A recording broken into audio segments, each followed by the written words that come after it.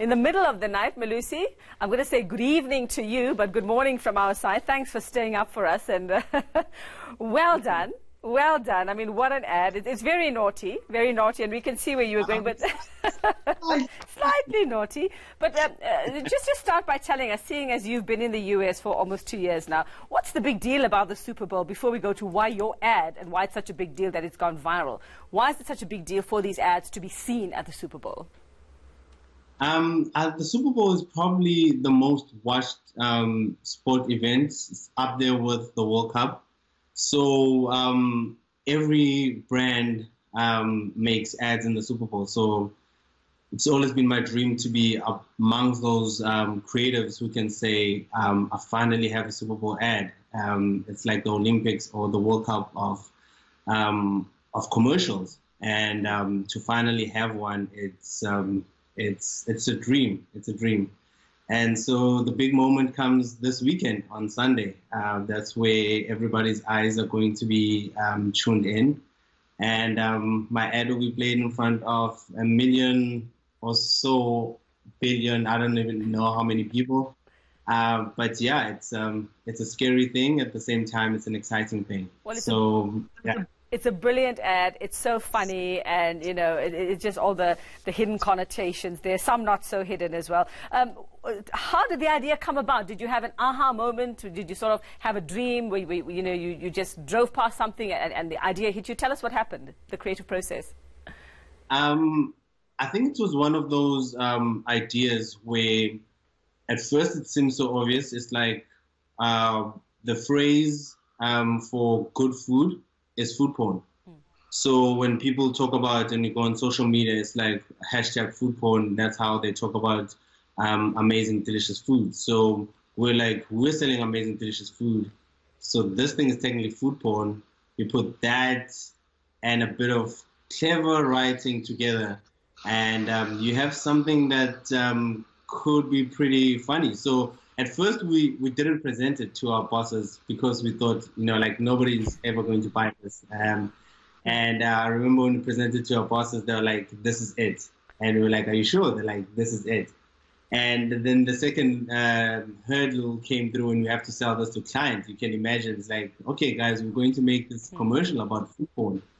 And luckily, we've got such amazing clients and such brave clients, because it's one thing to have such a risky idea, but it's something else to have a brave client who is willing to, pay so many millions for people to see these things. And we had a great client on our side.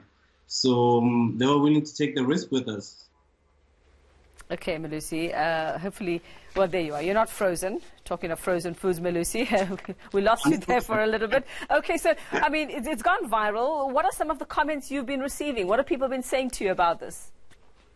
There's been some very positive feedback, and I'd just like to say, to some people on, my Twitter in South Africa, thank you very much. Like, it's been it's had such a great reception, and I didn't expect it to be this big. Right now, I think it's number 2. It's the second most watched Super Bowl commercial.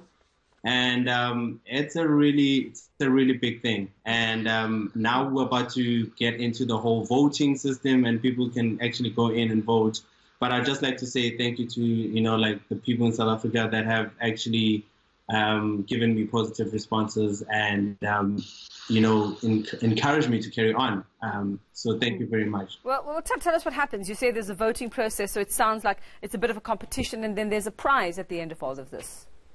Yeah, everybody wants to. So I always just thought, like, I'm going to make a Super Bowl commercial and that's it. But then after that, people vote, and there's like top 10 best Super Bowl commercials, and everybody wants that number 1 spot. And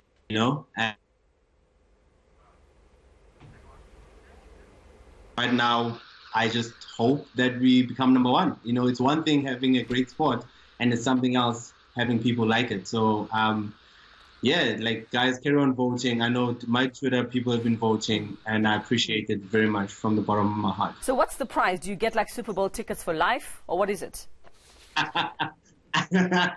I wish. I wish that was the prize. More than anything, I think it's recognition, and sometimes that's priceless. And the value on that, I still don't even know what that means yet, being number one Super Bowl spot. I don't even know what having a Super Bowl spot means, I didn't think I would ever be on TV talking to you guys. So for me, this is already a prize that's paid off in ways that I couldn't even imagine. So number one will just be like a bonus and something extra, Well, you lie, Melusi, because you've won awards before. Okay, I see it here in your CV. You have won back in 2015, but I suppose this is big for you. So do you get to be there on Sunday? Do you get to be there? Do you get like front? Do you get special seats, VIP seats, because now you've gone viral with this advert?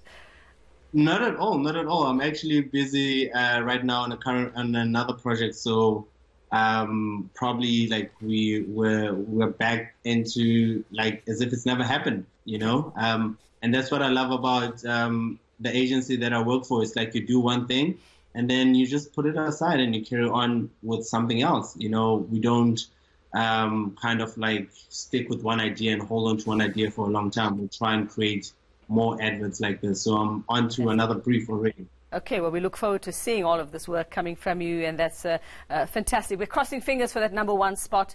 Whatever it is, though, it is enough of an achievement. It's a fantastic advert. Thank you very much. That's a Joburg-born advertising genius. I'm going to call him Melusi Mhlungu, joining us via Skype from Miami. And yes, he did win the Adams & Adams Young Creatives Award at the Loeries in 2015, so he is a winner already.